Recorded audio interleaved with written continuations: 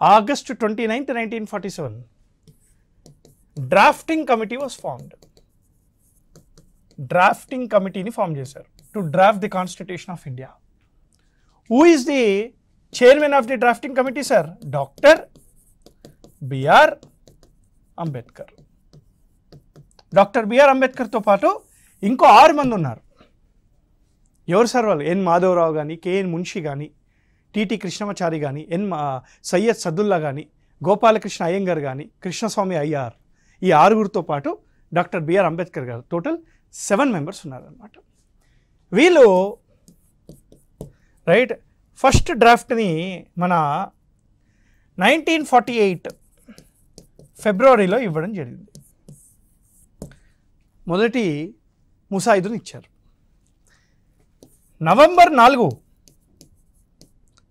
4th 1948 రోజున final ముసాయిదు, రాజ్యాంగానికి చెందిన ఫైనల్ ముసాయిదుని కాన్స్టిట్యూయెంట్ అసెంబ్లీలో ప్రవేశపెట్టారు. ఎందుకు? చర్చ కోసం. అయ్యాక సంవత్సరం పాటు చర్చ అయ్యాక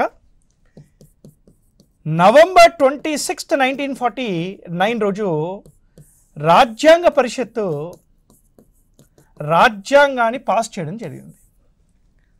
on November 26th 1949 the constituent assembly has pass the constitution of India. అందుకే November 26th is celebrated as constitution day of India. ఈ నవంబర్ 26th రోజు ఏదైతే పాస్ చేశారో, నవంబర్ 26th 1949 రోజు పాస్ చేసిన రాజ్యాంగాన్ని రైట్ జనవరి 26th 1950 రోజున ఇంప్లిమెంట్ చేశారు, అమల్లోకి తెచ్చారు. Constitution was implemented on January 26th 1950, and so the reason this day is observed as Republic Day of India. Republic Day of India.